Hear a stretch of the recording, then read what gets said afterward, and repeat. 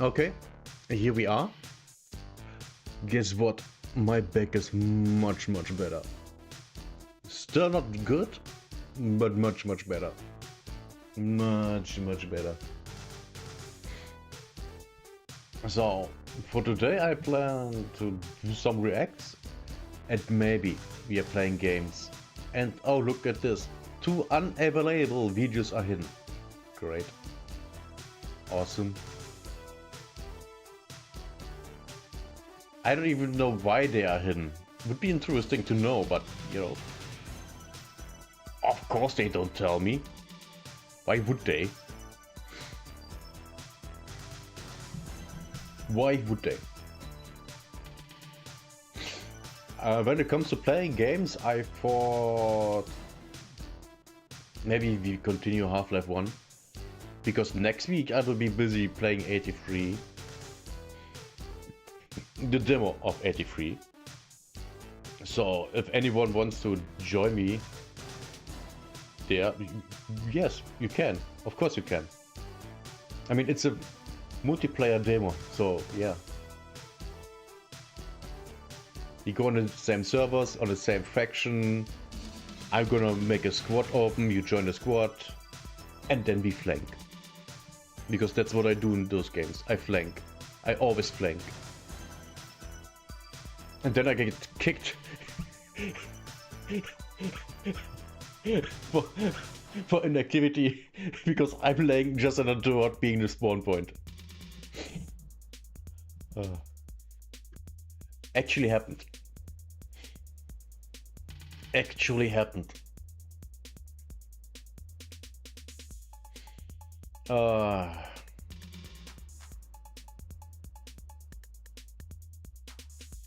Okay, while we are at it, let me check the streams if they're all running and doing well. Well, they're all running, aren't they? Man, Kick really feels like a beta.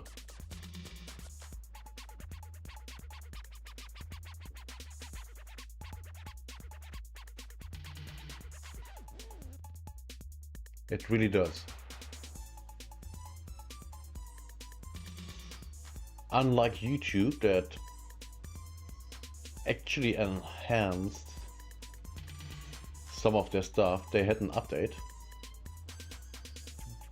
But I'm not using anything like that.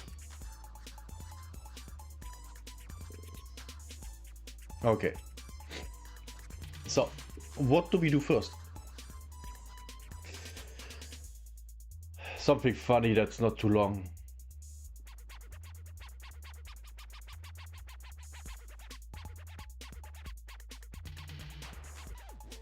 How about no players? Crypto gaming is a complete joke. It is, by the way. It absolutely is. I have never heard of any crypto game or NFT game that was successful. It was successful, I mean, had players. Okay. Let's get us started. I go over here. Another Kira video. Who could have guessed? Load. Thank you. Load faster.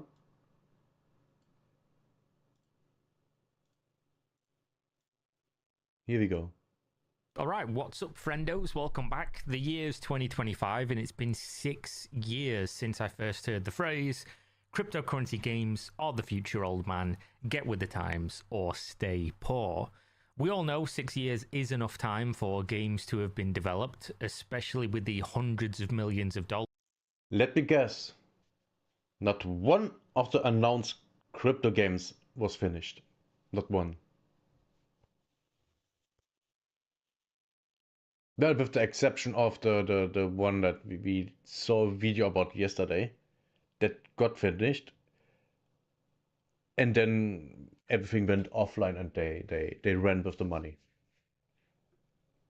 Some of these projects have raised. When we laughed at crypto games back in 2019, 2020, admittedly fair criticism could have been that we were too early, that they really needed time to produce the games. And so while we continued to laugh, we did wait, and here we are, 2025. To do this in the fairest way. To be fair, I loved too.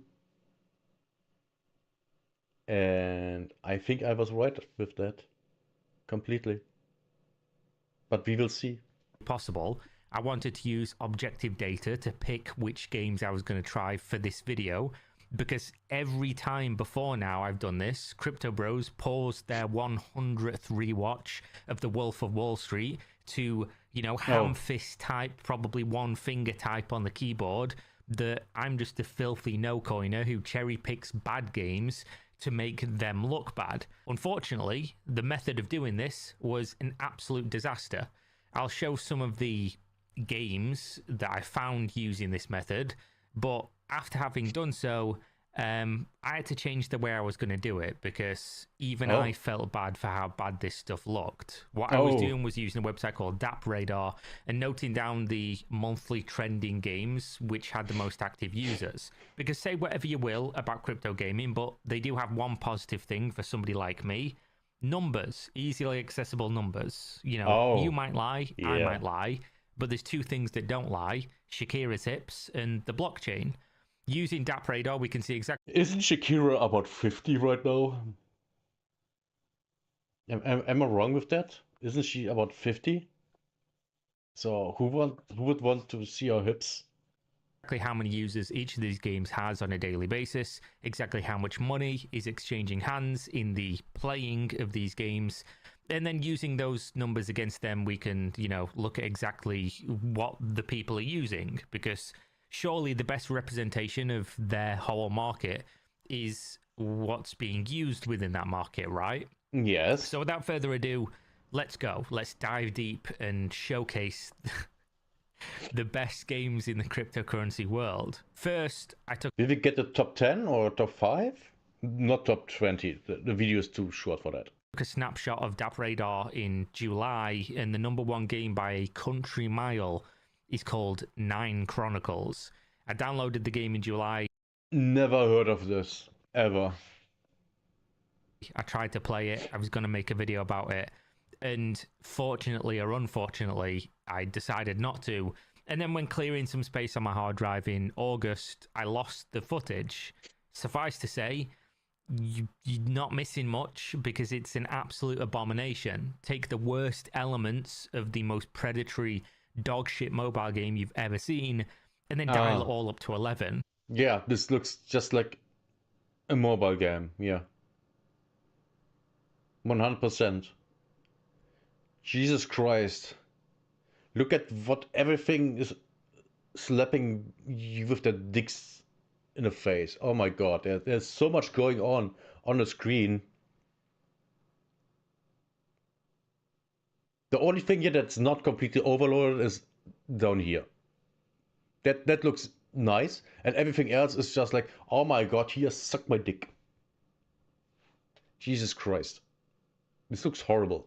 Remove any potential for artistic direction, slap in some weird furry characters, and then make the game load infinitely slower than any mobile game does because of the blockchain integration. Having to, save your progress every time you do a single thing in the game. Yeah, this looks like trash. This looks like trash.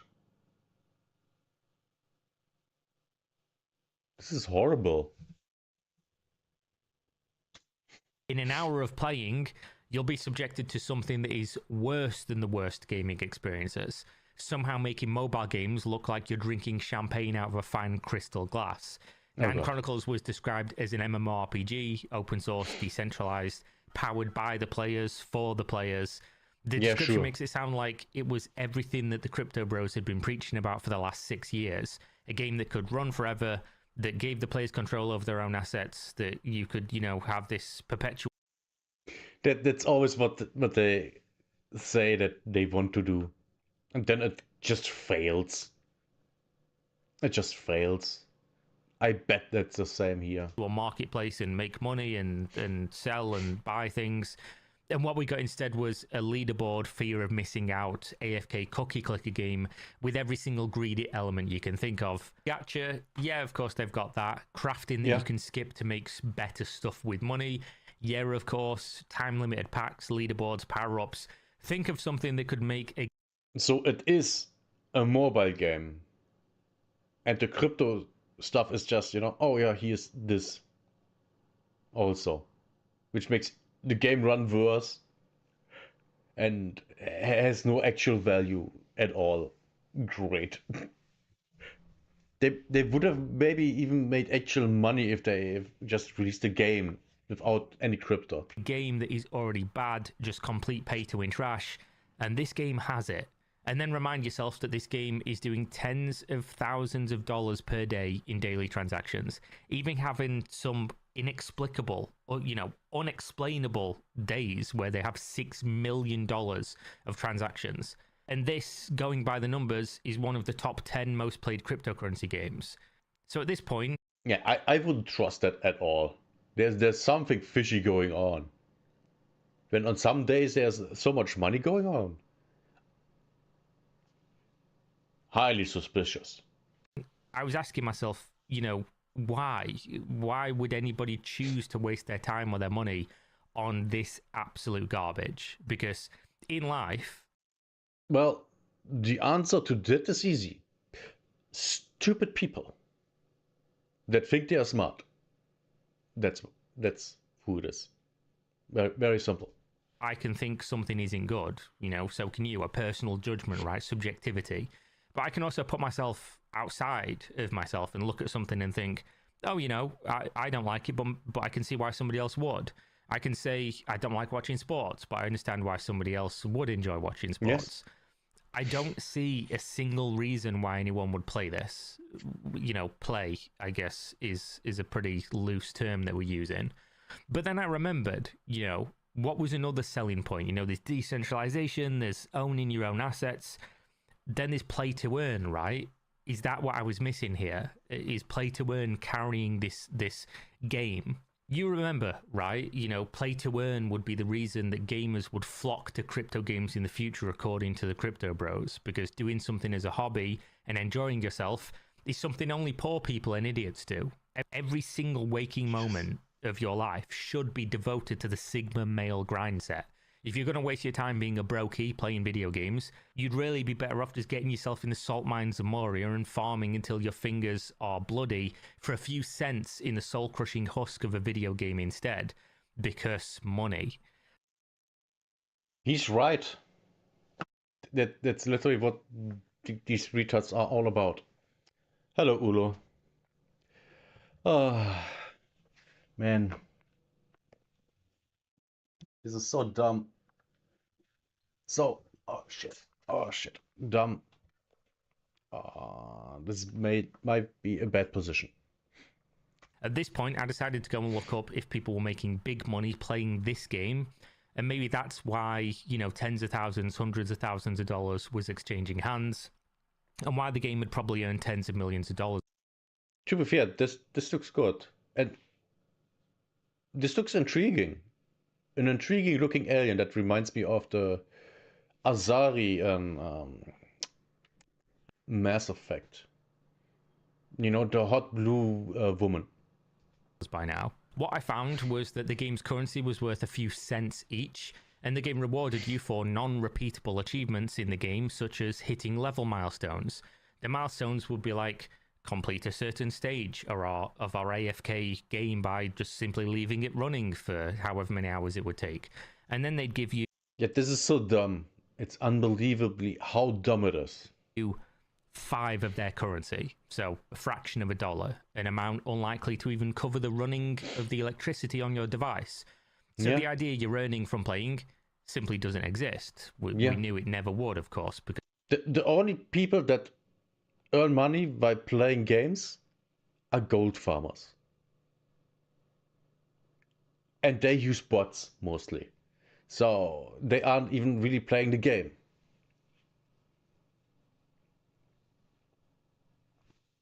Because that's silly. And of course, streamers and YouTubers. How could it? But in true cryptocurrency fashion, there's more. You can buy their currency, known as NCG, and then stake it. And this means you buy magic internet money that exists solely to speculate on the future value, and then you lock it up on their system with an inability to access or trade it for however long they decide the lockup period is. For doing this, they give you rewards on the blockchain.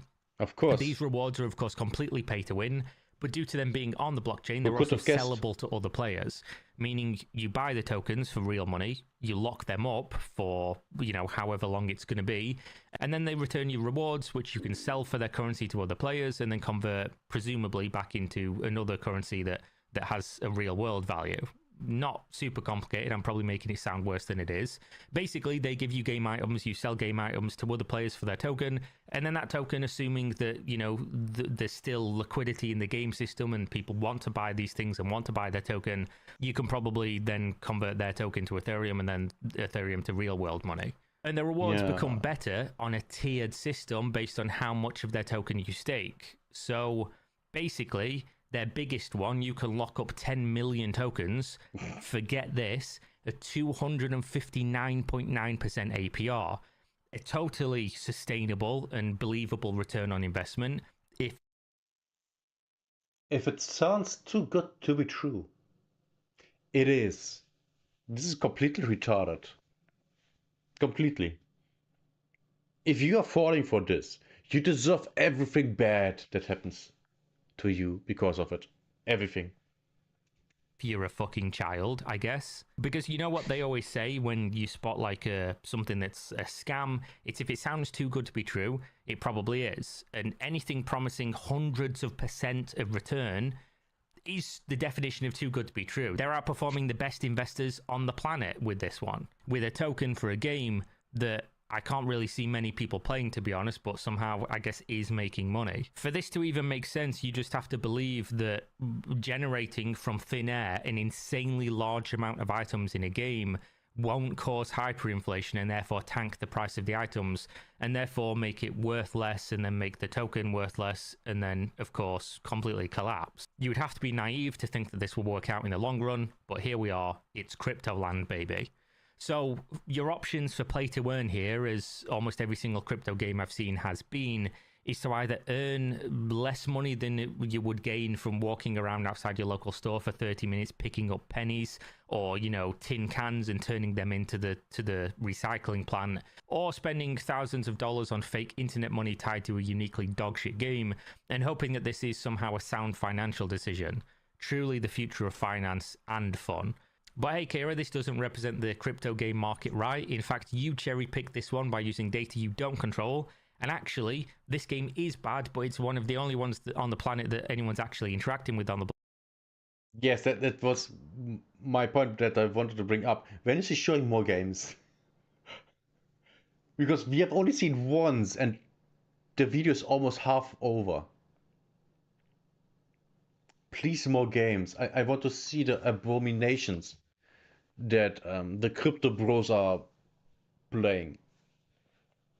Blockchain, aka the entire fucking reason that the tech is in the games in the first place. But that being said, obviously the market has moved on. This is now like 8th or something, which is still a pretty damning indictment of the entire scene. But we can move on to some other ones and check those out. Yes, please. Unfortunately, what I found was, surprise, surprise, something about the numbers used in crypto and how people are interacting with these things makes the numbers useless because they're a fugazi. Because the next game on the list was Alien Worlds. And what? I'm not going to lie to you guys, if 9 Chronicles was bad and I couldn't bring myself to replay the tutorial to show you the gameplay footage, I was never going to download this one. Spoiler, some games we come up to in a little bit I will download and show you the footage of me playing. But for this one, I'll just read you the description and ask you why the fuck would this one be up there on the leaderboards. Immediately, when you click play now on their website, you're greeted with a... This looks... Would this one be up there on the leaderboards? This reminds me of... I am not sure which game. But a different game. This looks like a symbol from Star Wars. Of the Rebels. What the... Immediately, when you click play now on their website, you're greeted with a browser interface that shows you what they call the NFT inventory. Despite signing up for nothing, this thing has zero explanation and looks like a true regression from the browser games I used to play in IT class during high school. Wonder why I failed that one. Aside from that... Why is that the first thing they show you when you click off play now? That's dumb. Just as dumb as this character looks. This one looks kind of cool. This looks at least interesting. That one looks like just dumb. The proportions are off. The head is too big, which also is kind of true here. I already don't like this. They apparently have a mobile game you can play. The thing launched apparently a month. Of course it's a mobile game. What else would it be?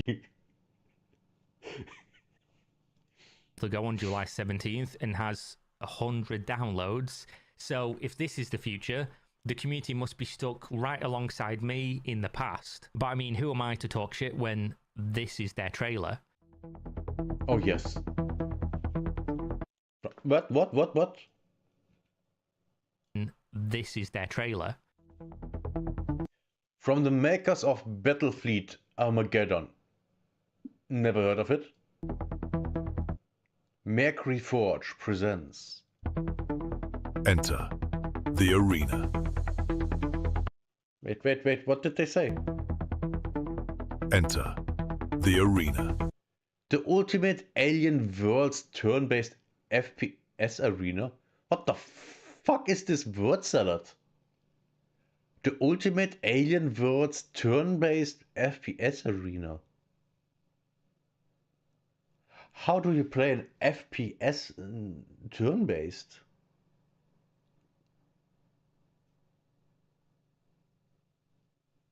This is so dumb. And hello, Hans. Yeah, what if? What if this game would be good? It's not. This description already makes 0 sense. Traverse dynamic arenas with speed and precision. Oh my god, the animations. They're so bad. Let's look at this. Traverse dynamic arenas with speed and precision. Outmaneuver opponents in tactical turn-based combat.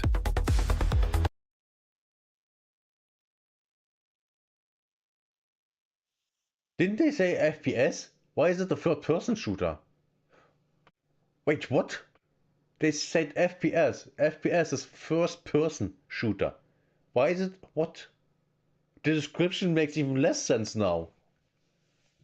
It has... I mean, it's supposed to be turn-based, right? Okay, it's turn-based. Oh my god, it's 4v4. Oh god. Outmaneuver opponents in tactical turn-based combat. Make strategic use of limited consumables. This looks so bad. This looks like it came out in 2005.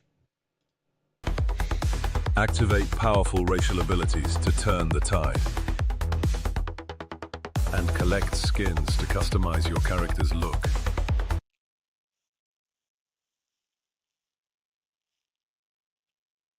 This game looks worse than Half-Life 2.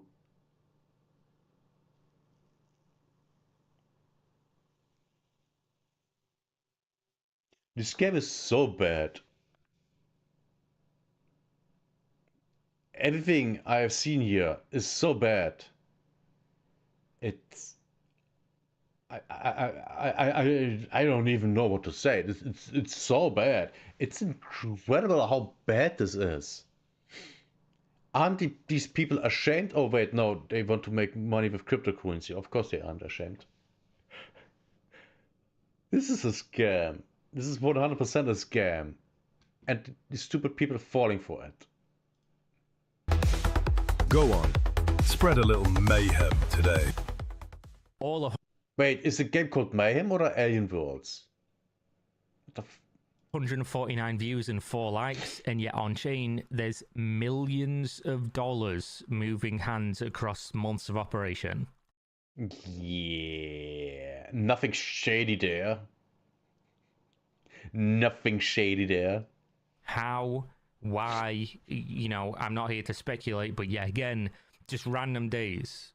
10K, 70K, 100K, $4.7 million in a day, but only 100 people viewing the video of their latest game release. Surely this would be a big deal, right?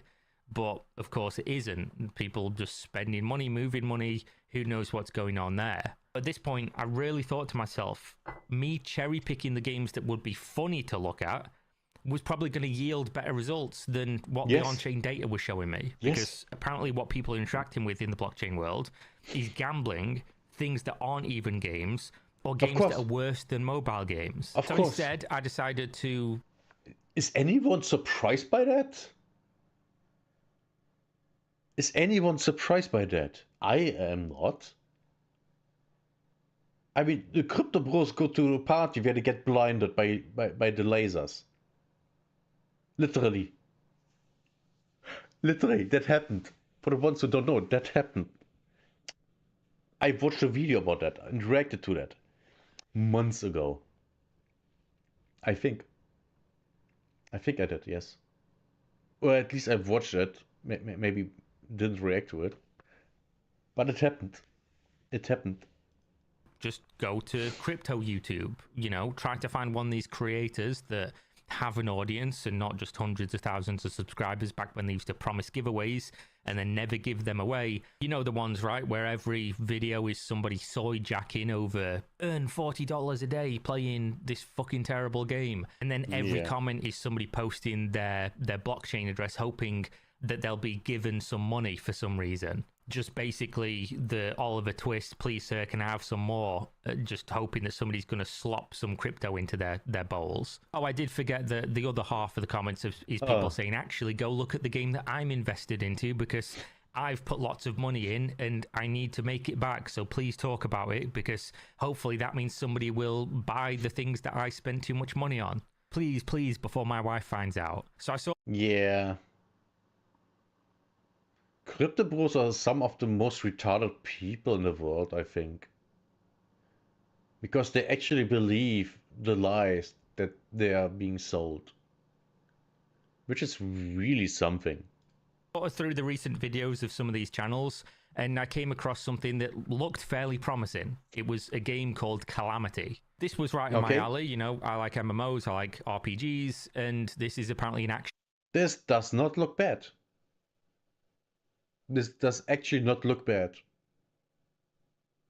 Now the screen is a little bit small, but it does not look bad. I have seen games like that on Steam, costing, I don't know, 10, 15, 20 bucks, yeah. I can see that. An RPG that's also on Steam. The art style looks cool, and since it's on Steam, I won't have to download some ridiculously shady client no one's ever heard of that definitely won't mine Bitcoin on my PC when I'm asleep. I guess that was PvP. So I figured, why not? Let's give it a shot. And I found the game was down for maintenance, so I went to their Discord and discovered I just hit it at the wrong time because the latest update was releasing in the next hour, which was good because obviously I'd be getting, the cool best new version of the game. And which sounds good. So far, this looks actually good. It's just, it has cryptocurrency. The moment cryptocurrency is attached to anything, the thing it's attached to is shit. In their Discord, I could see dozens, maybe even hundreds of people excited to log in and play, which is a good sign because usually for crypto games, what you find is when you go to their social media, nobody's interacting with them. When you go to the Discord, it's completely dead, apart from a few people talking about what color Lambo they're going to buy when the coin moons.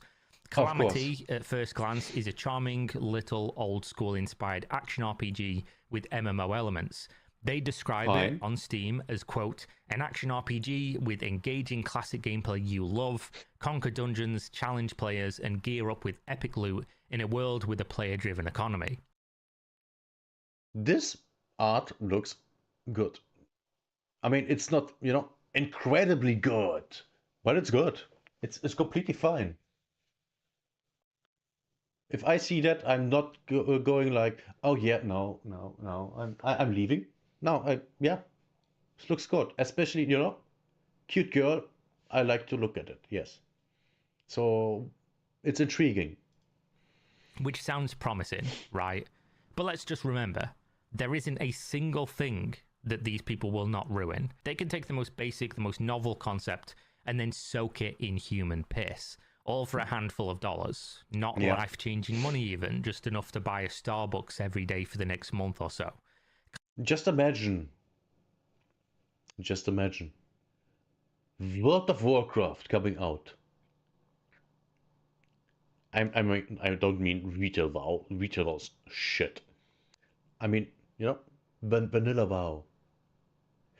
Or let's make it even more easy. Imagine WoW. And now they integrate cryptocurrency.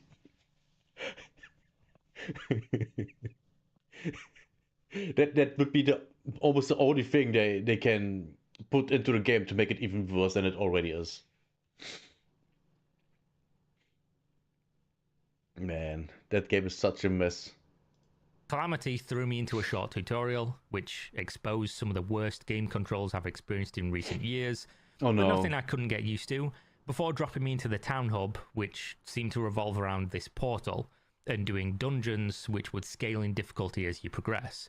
So I hopped into the first dungeon, where I immediately discovered a really troubling buff in the top left corner of my screen, which to me read like I could only play for 1 hour of game time before I wouldn't be able to play the game anymore. What? So I stuck around for what was an incredibly repetitive and deeply flawed game experience to see if my suspicions were true.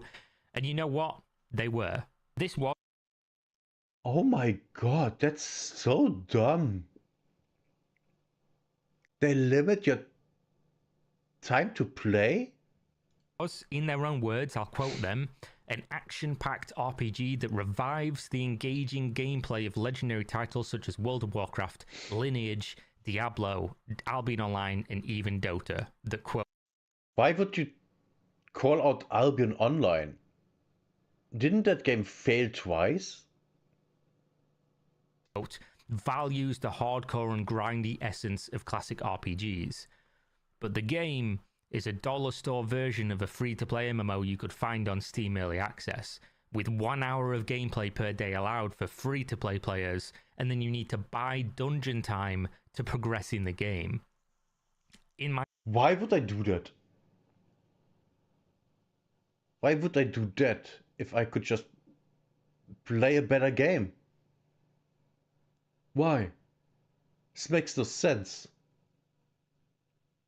There are literally dozens, if not hundreds of games like that on Steam alone that I can get for $10 and it's single player and I can just, do whatever as much as I want. I just pay $10 and play 100 hours, which is, I guarantee you, less expensive than that what they want. I can guarantee you. And I haven't even heard that yet. But we will soon, I highly guess. My 25 years of playing MMOs, I must have missed this concept, to be honest. And you could say that this is just the free trial, and, some of those games like World of Warcraft have a paid subscription, and you can't even play without the subscription. Yes. I would say, of course, they have a longer trial than this, where you can do more stuff. Yes. But they are also fully fledged released games, and Yes. they're good. They're the best reviewed games. They're the ones that you call legendary. They're the ones that have the millions of player base and the long development run times and the success. And this is what feels like an alpha test with a few hundred players, and it's also selling NFT factories that allow people to pay crypto tokens to, quote, accelerate their progress. Just in general, a complete pile of shit. Completely irredeemable and something Steam should absolutely not allow on the platform, in line with their own rules of not allowing blockchain games. Although many blockchain games get around this rule by simply disabling the blockchain elements through the Steam client, but then allowing people to play and hoping they're going to stop playing via Steam and download from their website or Epic Games to engage with those blockchain elements. Based on the gameplay and the inability for free-to-play players to play the game longer than an hour each day, however, I don't think we need to be worried. Much like every other crypto game that comes out, it probably won't be around long enough for this to be an issue. With this being said, I decided to give one last game a try because I hadn't punished myself enough for the sake of content. The method so far hadn't shown me anything to promise. I was disappointed and I had no expectations at all. Somehow everything was worse than I even imagined. I decided to venture into, old grounds, a game I'd covered on the channel a handful of times for varying reasons. Never heard of it. Star Atlas, the Star Citizen from Temu for people with less sense and more money than the Star Citizen player base, which is a fucking wild sentence to say. Yes, the it game is. was offering free beta keys to anyone who wanted to try it out. All I had to do was sign in with my email, redeem it on Epic, and hope that unlike most other crypto games I've tried in the past few months and the past few years, that it hadn't already closed down or had exactly 0 players online at all hours of the day. Star Atlas, much like most other crypto games, have tried to split up their game into modules to provide at least some playable experience for the hundreds of millions of dollars they've had access to over the years of development. Instead of building out a whole game from the foundation and giving people access to something that would constantly evolve, instead you can join one of a handful of disjointed, disparate game modes and then hope that somehow, some way, one day all of these things just get mashed together into a massively different game that combines all of these playable experiences. With that being the case, you would expect that these tiny vertical slices would be fun, complete, promising, have some kind of redeemable quality, and you would of course be wrong, because after trying to find a game on the Searching for arena matches in Europe. This looks so... I hate minimalism when it comes to art. This looks horrible. third-person shooter experience on the EU servers, I was greeted by exactly 0 players online, which didn't bode well. Who could have guessed? Luckily, there was a handful of people in the NA server, and... Is this Unreal Engine? Looks to me like Unreal Engine. And why are the the rocks floating in the air? And why is there a black shadow? Why? This looks like stuff hasn't loaded in. I got to play the game. I got to try it, I got to be a real gamer running around and shooting people in a game I'd never played before. And it was a lobby of crypto bros who were really, really bad because they don't actually play games. And I can only describe this as one of the most floaty, low-impact, $3 Steam early access gunplay. Yeah, this is Unreal Engine. And as far as I can tell, these structures don't have textures.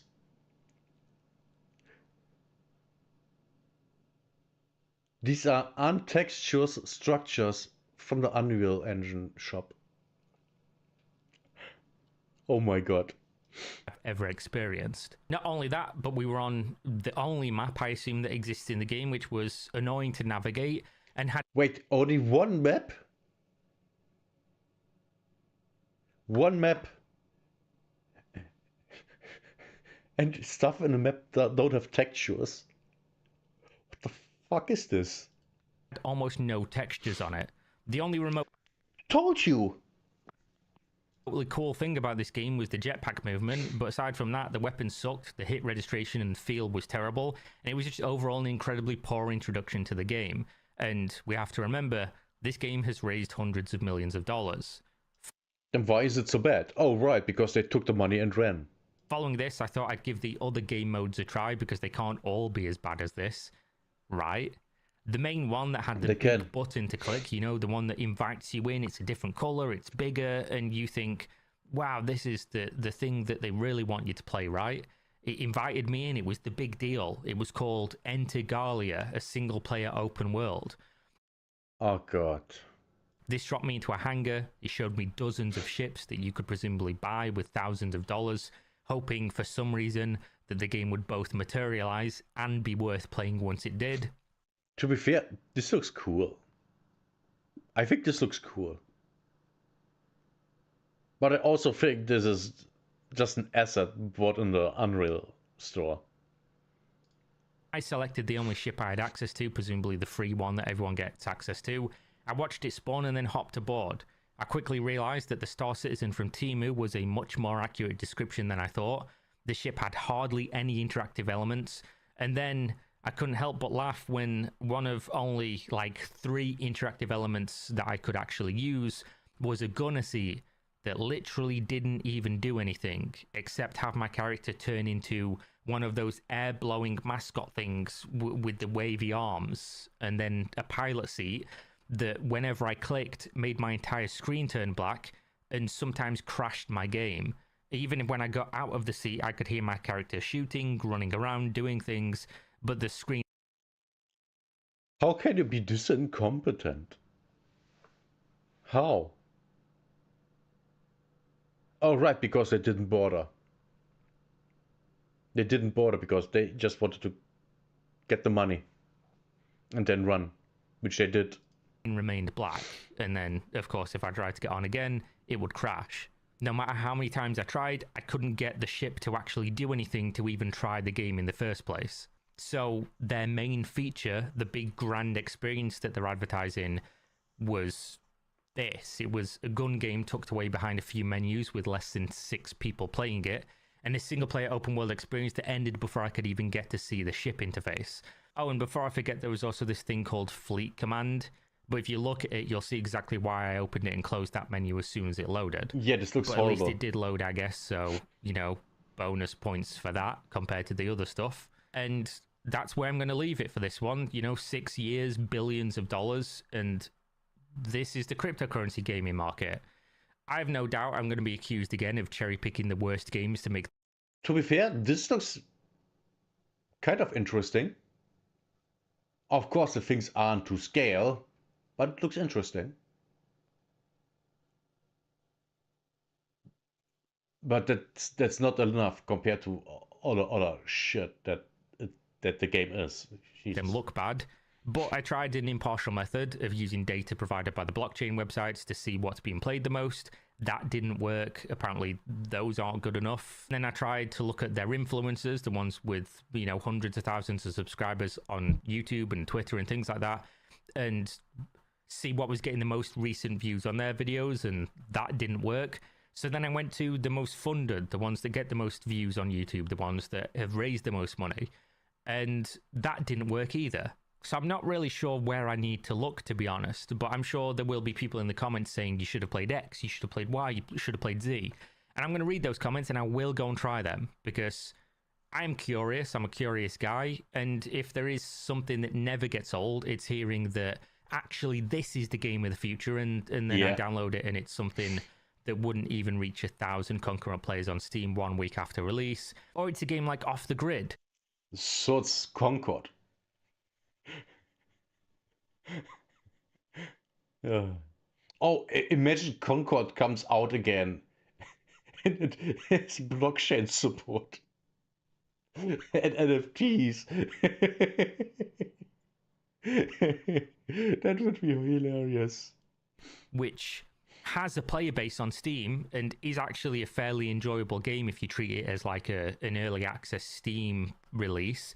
But none of the blockchain elements are actually in the game, and none of the Steam player base is playing for those elements, therefore making a blockchain game being completely irrelevant. Because removing all that stuff, people are still playing the game, which means that the game would probably do much better if you just removed the time that they spent on that and used the time to make the game better.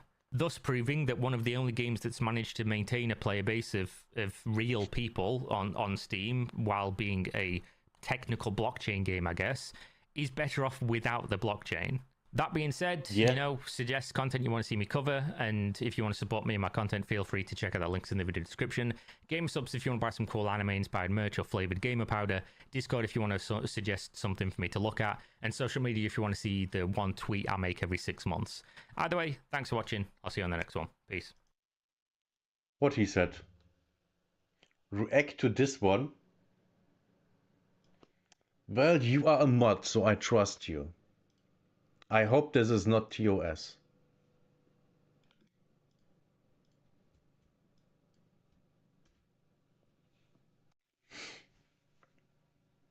Why doesn't it... Why? stop it.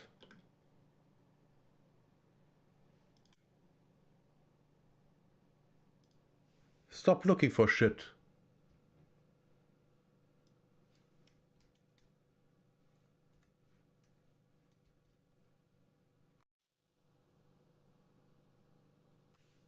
Man. Oh. 8 epic. 1 hour. Oh Jesus, that's long. That's way too long.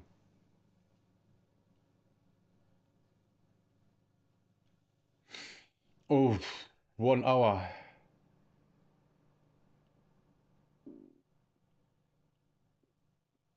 Oof.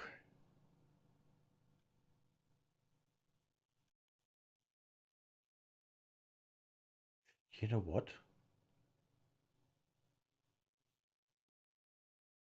Yeah, you're right. We can do 20 minutes. This video is a thrilling compilation of 8 of the most intense and powerful tank battles that YarnHub has covered. If you have been with us from the beginning, you'll have seen that we've improved a ton over the years. Many will say that our earlier animation is substandard. We prefer to call it classic or vintage. In this, our first compilation, we picked 8 of our favorites. If you're seeing this on the premiere, we'll try and answer as many questions as possible that come up on the chat. If not, please put any questions you have in the comments and we'll try and answer them as soon as possible. Funny that no matter which vehicle they show, I'm like, oh yeah, I know this. I know this.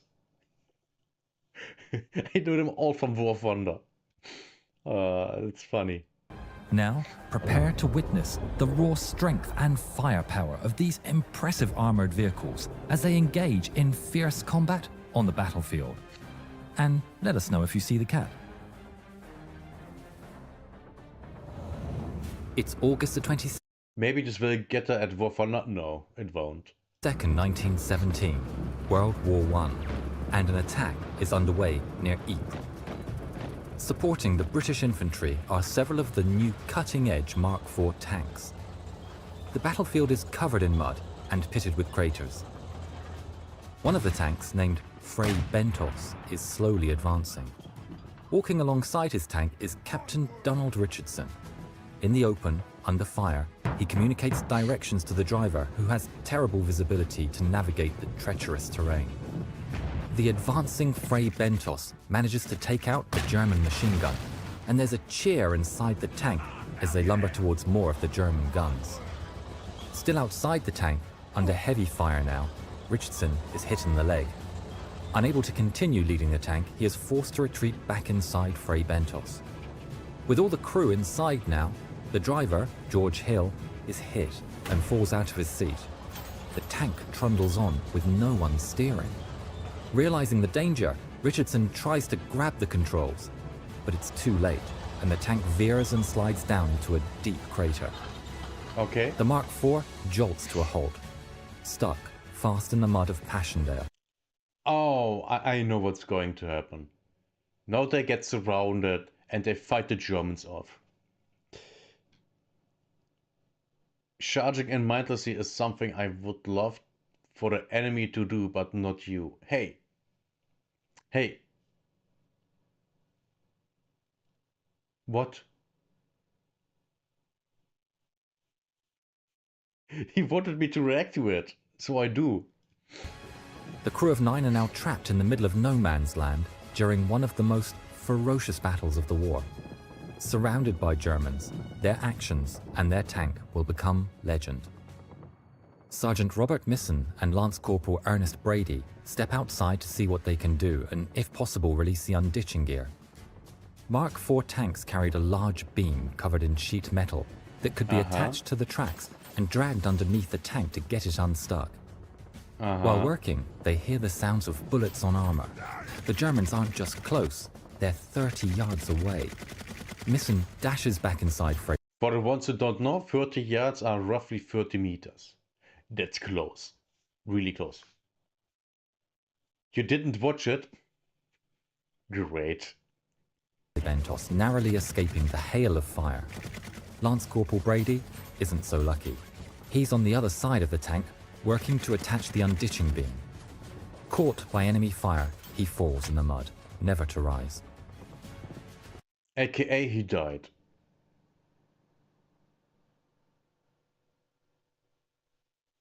Just know that this channel does great World War II stories. Well, I can expect that.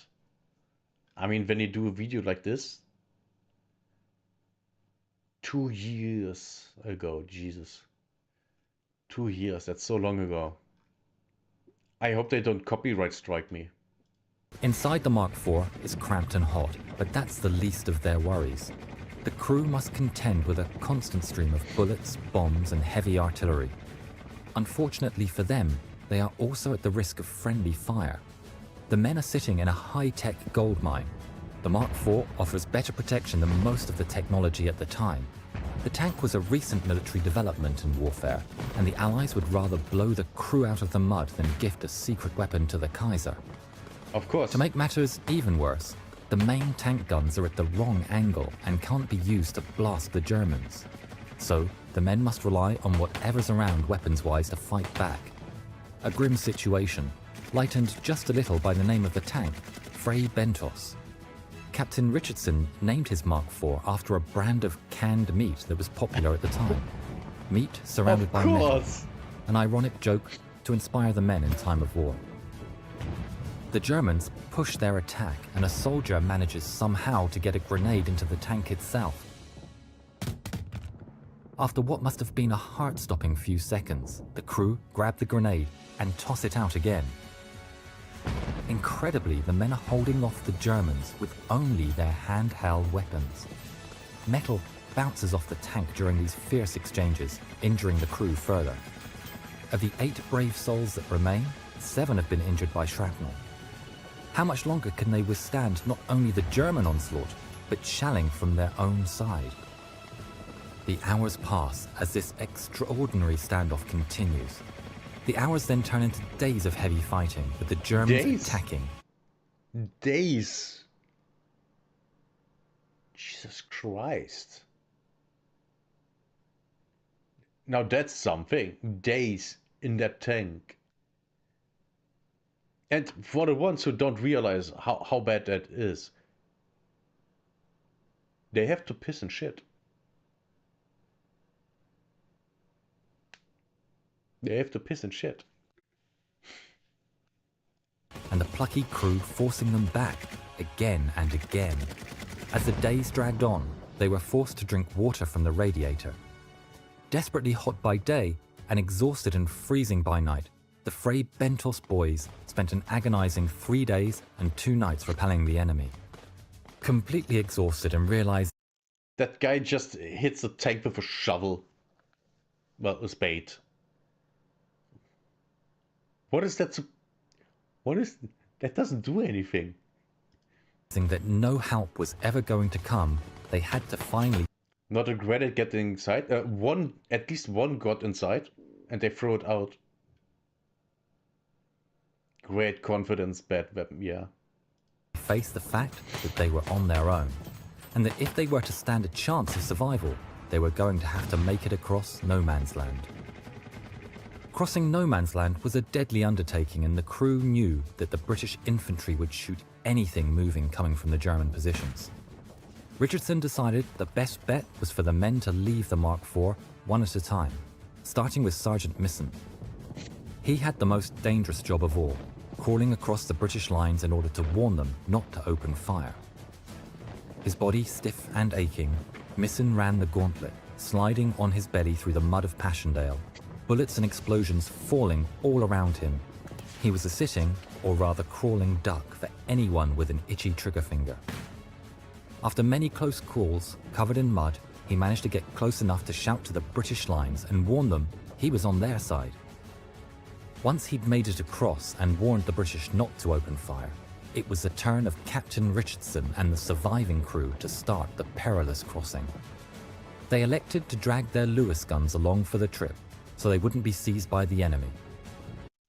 Having a hatch on the bottom of the tank doesn't matter here, because they're completely stuck. They can't open the hatch properly. or at all. To their relief, they made it over the lines and were finally out from under the Germans. The Passchendaele campaign had started in late July and wouldn't end until November. Thankfully, the Fray Bentos boys were free from the carnage, though they'd endured a grueling 60 hours in a situation so perilous it's difficult to imagine. Captain Richardson and his team received medals for gallantry. The Military Cross went to Richardson and Hill. Misson and Maury were awarded the Distinguished Conduct Medal. Arthur's been... Shit.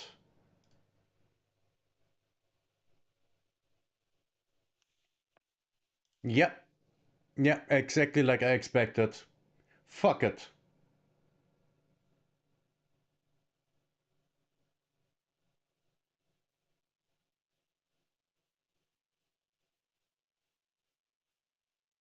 What the fuck?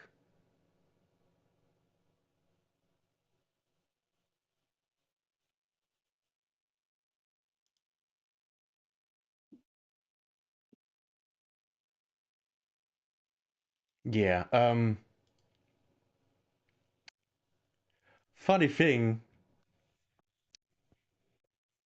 funny thing, I should not have looked at that video. Should have not looked at that video.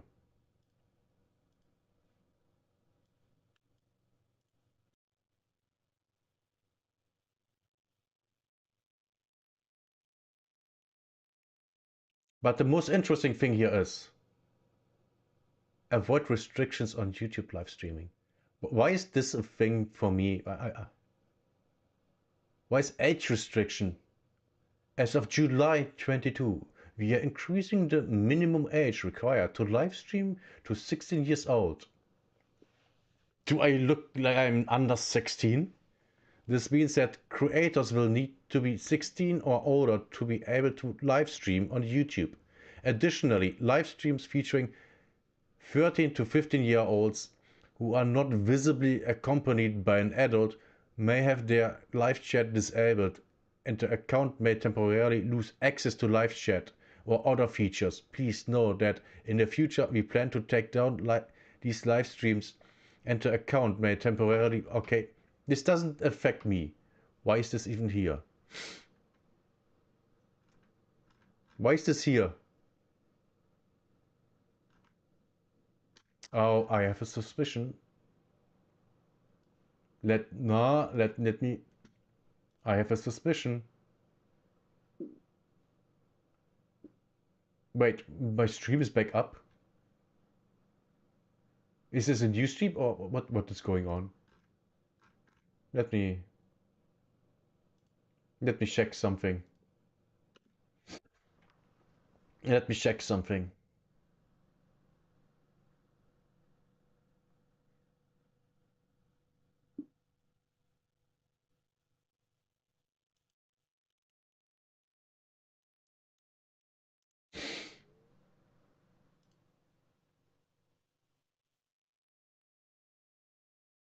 Okay.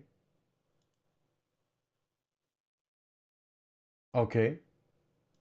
I have no idea what's going on, but I'm live again on YouTube. I have no idea what's going on.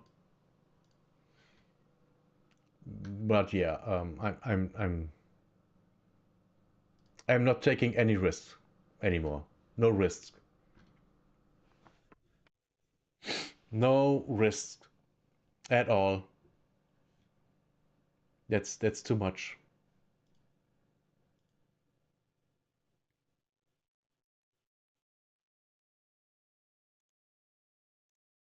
That's way too much.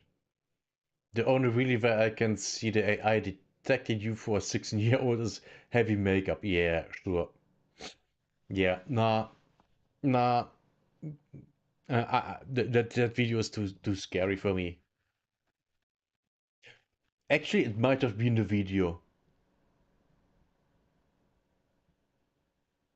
Might have been. So yeah, no. No. No, no, no. No, no, no risk. No risk. No, no, no. No, no, no, no, no.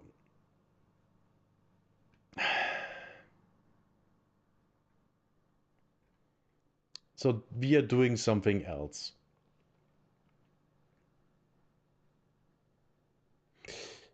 We are doing this.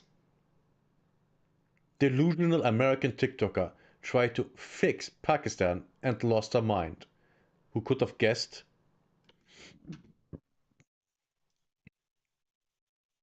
Who could have guessed? Come on, load. YouTube.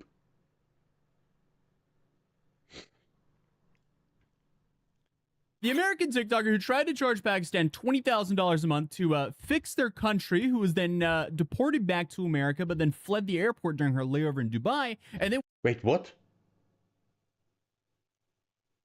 Let's hear that again. who was then deported back to America, but then fled the airport during her layover in Dubai, and then went missing. Somehow, she's now back in New York as a New York fashion girl. Honestly, Ah, what kind of plot twist is this? People are so entitled. That this woman is not only entitled, she's retarded.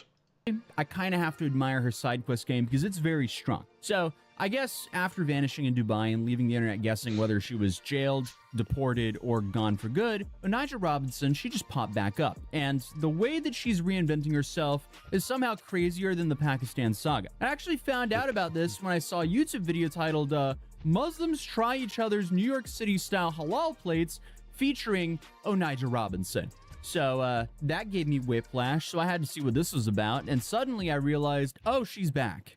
Respect to halal, respect to the law, respect to halal. Hey, what's up? It's the Queen of Pakistan. My name is Onijah Ahmed, which is on. Look at the eyebrows. If a woman has eyebrows like that, you know she's retarded.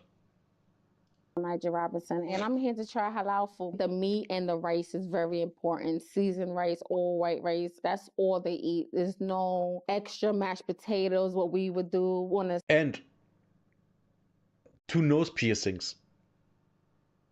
Also a clear sign for retardation. side. Because if you've been following this channel, you know we've already covered this woman in 2 separate videos. The Queen of Pakistan saga, and then the sequel was, is she locked up in Dubai? Because for months, nobody knew where she went. But Onijah Robinson, a 33-year-old American who, for reasons still unclear to the 33? She looks way older. Way, way older. universe, catfished a 19-year-old Pakistani guy using a face filter. She pretended Of course she uses a face filter. I mean, who would want that thing? No one.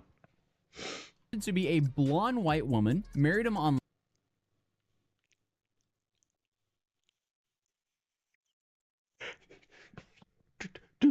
Do I have to say anything to that?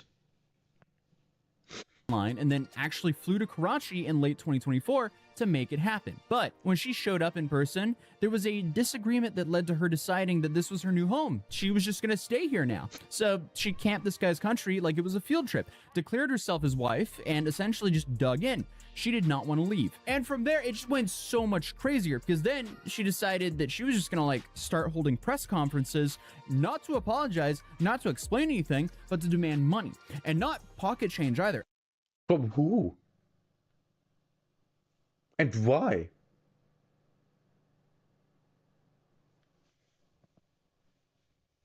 At first, she was asking for a few $1,000s a week, a humble ask of a few $1,000s a week, but then pretty soon she was asking for $20,000 a month from the Pakistani government to quote unquote rebuild Pakistan. She gave no Really?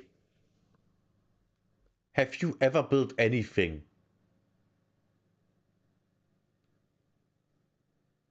further information to how she was going to rebuild it or her credentials or anything. She just wanted 20 grand a month to rebuild Pakistan. I'm not talking unless y'all giving me land and 2,000 or more every week. You hear me? I'm getting my Pakistani passport and Pakistani ID. She's really dumb. She even sounds dumb.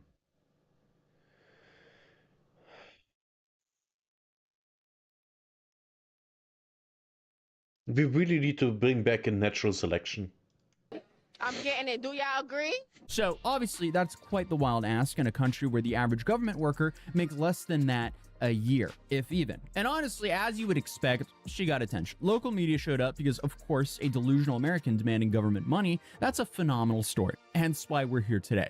And she even managed to gather a crowd of bodyguards who look like legit police officers. Maybe they were actually just worried for her and then they thought that she was some sort of liability, so they had to keep like a police detail around her. Who knows? Either way, I'm pretty sure this was a first for everyone involved here. And the internet dubbed her the Queen of Pakistan. She embraced it, started promoting her Cash App, and even launched a meme coin in her husband's name.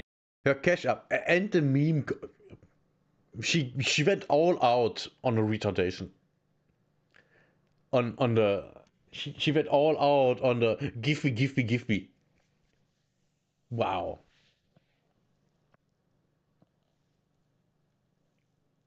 Man. Now I might close it down, but I'm not gonna do that. I'm gonna fix it up and put a new owner in place. So where Lock him up. right now? Right now, I'm going to mind my business. Thank you very much. Have a nice day. Clear the way. Okay. This is a nice hotel. She's the owner right here. Thank you. I'm not the owner. Sorry, ma'am. Go get the owner, please.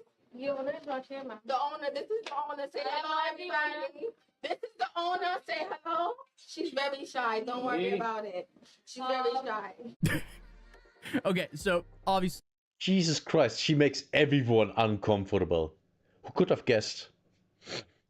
this lady is super insensitive and disrespected their country on a pretty big scale. But looking back at this now, this was such a golden internet moment. You don't have a lot of internet moments like these because this is just straight up confusion. I'm just saying, I couldn't stop laughing the day I found out this was actually a real story. Because I mean, she's the leader of the catfishers. Like, it doesn't get more intense than declaring that you have a teenage husband and you're trying to take over his country. But eventually, humanitarian groups stepped in and bought her a flight home to New York. But here's where the story went. Why would they do that? Just let her suffer there. She deserves it. Went off the rails again because her layover was in Dubai. And she didn't just come back. She stayed in Dubai, sparking a whole new round of theories. Was she arrested? Deported? Is she hiding? Because back then, we had no clue where this lady went. Some said she was arrested in Dubai after threatening to burn someone with a cigarette. What the fuck? If you don't do something, I'm gonna burn your face. And let's see. You know that, you know, these people would never let one of their women talk like that. Or a white woman. They would smack her.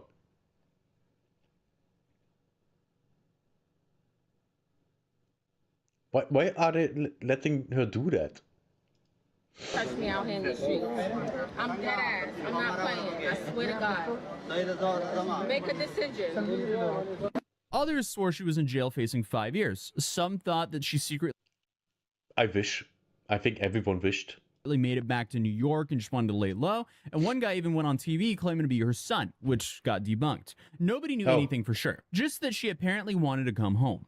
My name is Onaija Robinson. I would like for you guys to book my ticket back to New York. Money is short right now, and I would appreciate it. Thank you.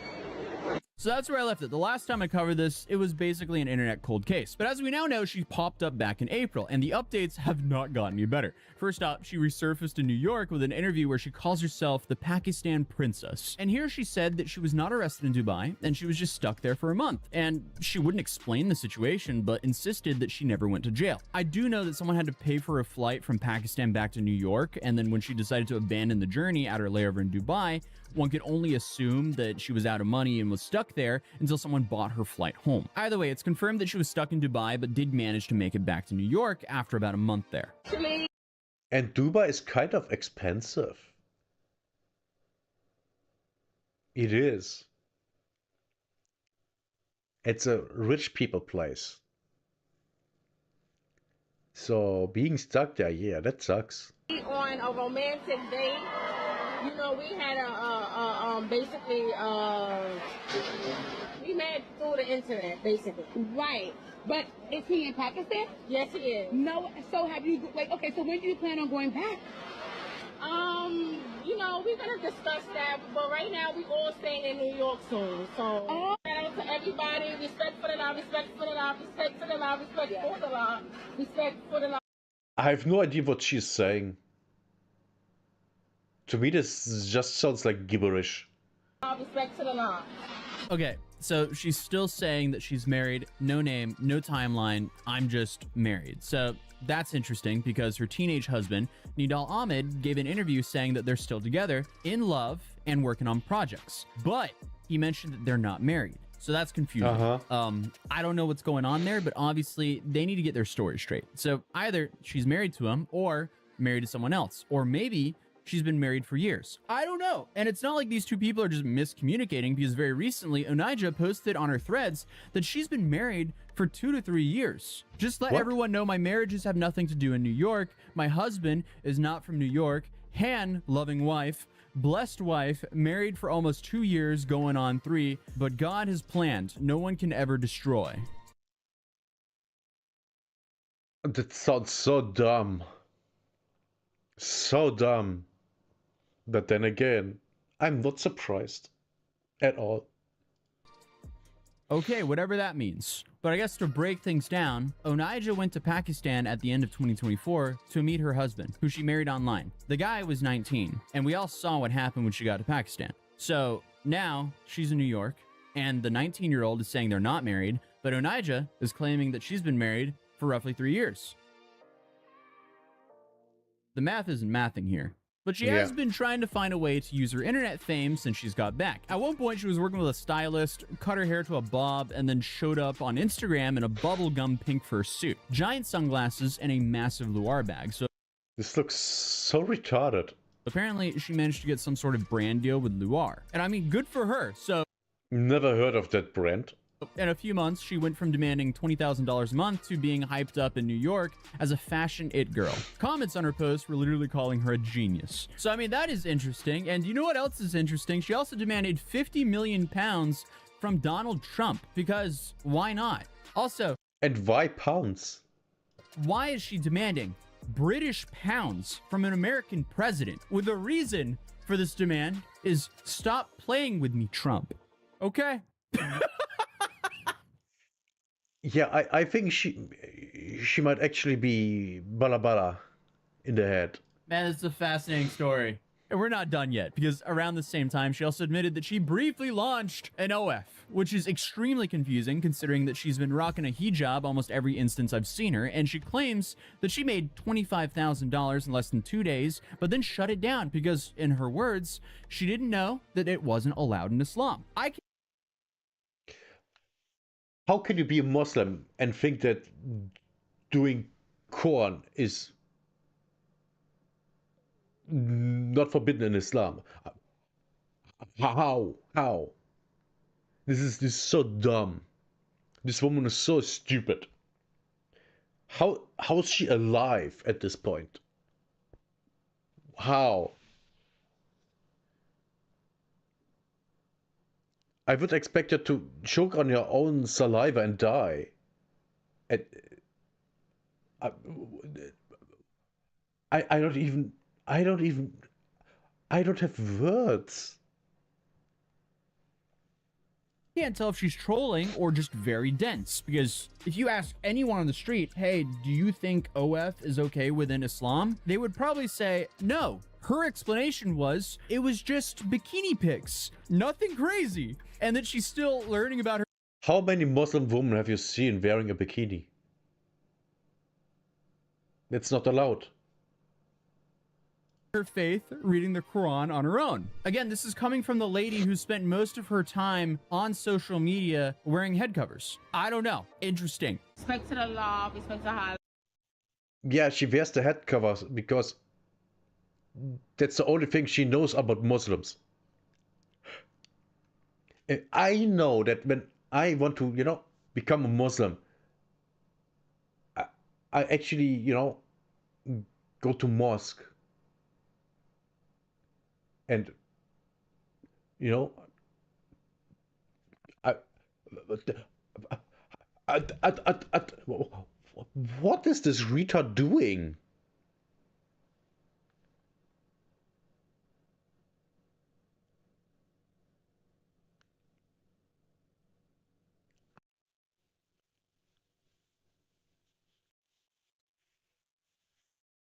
Oh, oh, this is so painful. How can you be so dumb? How? Allow respect to noir. Period. Okay, then. Yeah, so she tried doing these street interviews, food tasting videos, fashion deals, and even a brief OF stunt. So where does that leave us now? As of right now, her Instagram is active. She's posting semi-regularly about how hard it is to be famous and teasing her future plans. So she's not in Pakistan anymore, not in Dubai, not in jail. She's in New York, dressed up, posting fascinating things, to put it lightly, and I guess overall just doubling down on the main character role in her own saga. And it doesn't seem like she's gonna slow down posting weird stuff anytime soon, since this is the stuff that she's posting on her story. This Jewish boy helped me find my new home. He said, "You Onija." Weißt du?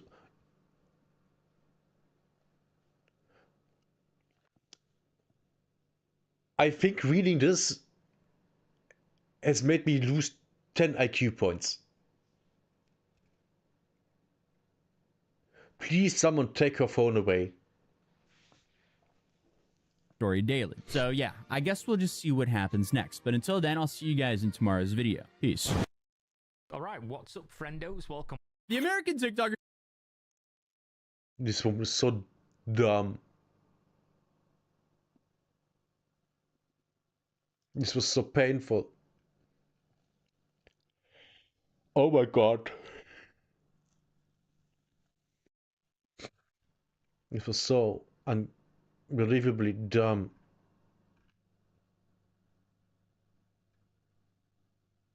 So dumb. Man. Okay. We are good. Like I said, this was so dumb. Let me check something on Steam.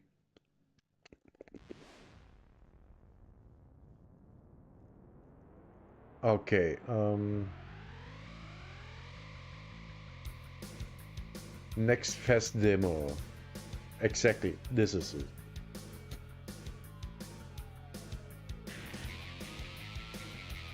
Do we have a date?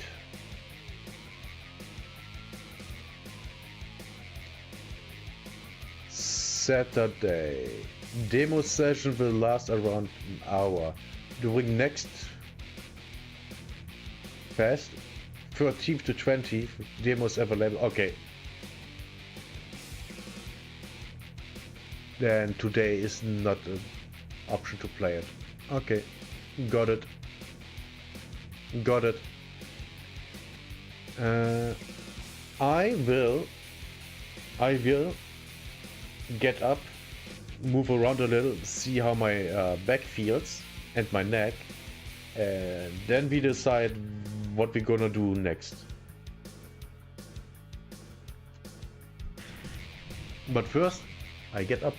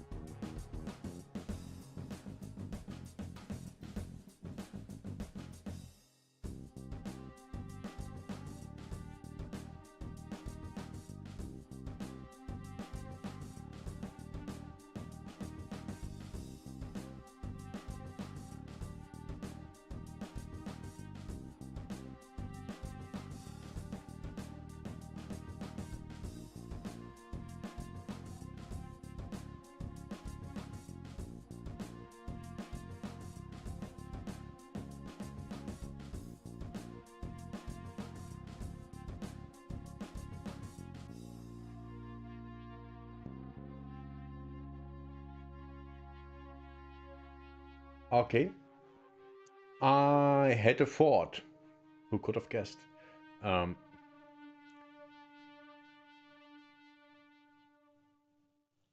I think I will call it a day.